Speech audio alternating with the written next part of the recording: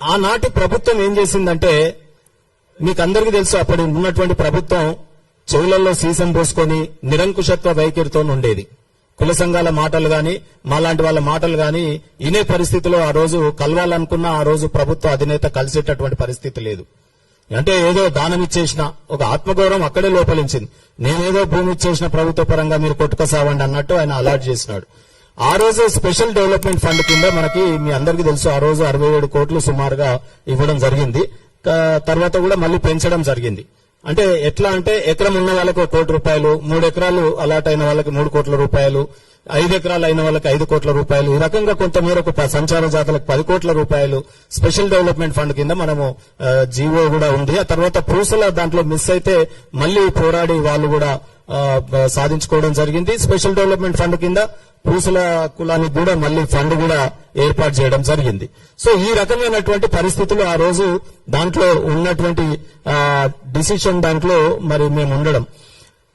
కానీ కాలక్రమేణా ఏమైపోయిందంటే, ఆ మధ్యకాలంలో అప్పుడు నేను అమెరికాలో ఉన్నాను, జోగ్రమణ గారు కూడా ఇక్కడ ఉన్నారు.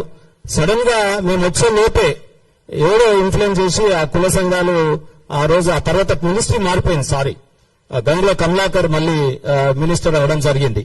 ఈ మొదటి నుండి మేము కష్టపడ్డ వాళ్ళకి మాకు ఆ బాధలు తెలుసు, ఏ కులానికి ఎంత ఏం చేయాలనేది. సడన్ గా మళ్ళీ అక్కడ ఉన్నటువంటి మినిస్టర్స్ ఆ రోజు డిఎన్ శ్రీనివాస్ గౌడ్ గారు, నేను అనుకుంటా గంగుల కమలాకర్ గారు ఈ ట్రస్టులు ఏర్పాటు చేసేటప్పుడు వాళ్ళు ఉండే. నేను అక్కడికి చెప్పాను ఫోన్ లో, ఇది మంచి పద్ధతి కాదు, మీరు దళారీ తత్వాన్ని ప్రోత్సహించినట్టు అవుతుంది. ఈ సామాన్య కులాలు స్పెషల్ డెవలప్మెంట్ ఫండ్ కింద ప్రభుత్వం ఇచ్చి ప్రభుత్వమే కట్టాల్సిన చోట మీ భవనాలు మీరే కట్టుకోండి అని వాళ్లకు ఉపయోగపడడం ఏంటి? అందులో మీకు అనుకూలంగా ఉన్న సంఘాలకే మీరు అలాట్మెంట్ ఇచ్చుకోవడం ఏంటి? ఇదంతా రాజకీయం జరుగుతా ఉంది అని చెప్పి నేను విభేదించాను. కానీ అప్పుడు నా మాట వినేటటువంటి పరిస్థితుల్లో కూడా లేకుండే. ఆ తర్వాత ఇప్పుడు నేను జరిగేది, నా యొక్క డిమాండ్ ఏంటంటే స్పష్టంగా ఆ రోజు అన్ని కుల సంఘాలని ఆ రోజు వరకు రిజిస్ట్రేషన్ ఆల్రెడీ ఉన్న వాటి అన్నిటిని కూడా గవర్నమెంట్ దగ్గర రికార్డు ఉంటుంది.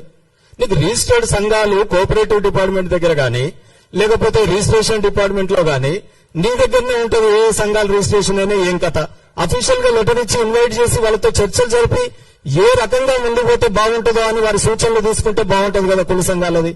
అట్లా తీసుకోలేదు. మీ అడుగులకు మడుగులెత్తే కొంతమంది దళారులను పిలిపించుకొని కొంతమందిని అలాట్ చేసుకోవడం జరిగింది. అక్కడికి ఆయన కోర్టుకు కూడా పోయినారు కొన్ని కుల సంఘాలు. ఈ రోజు హైకోర్టులో కూడా పిటిషన్స్ పెండింగ్ ఉన్నాయి. అంటే జటిలం చేశారో తప్ప ఆత్మగౌరవ భవనాల పేరుతో ఆ జాగిచ్చి కొట్టుకుసాగండి అన్నట్టుగా నిర్ణయం జరిగింది. దాన్ని మరి ఈ ప్రభుత్వం మన సరిదిద్దుతా అని నేను గతంలో బీసీ మినిస్టర్ పొన్నం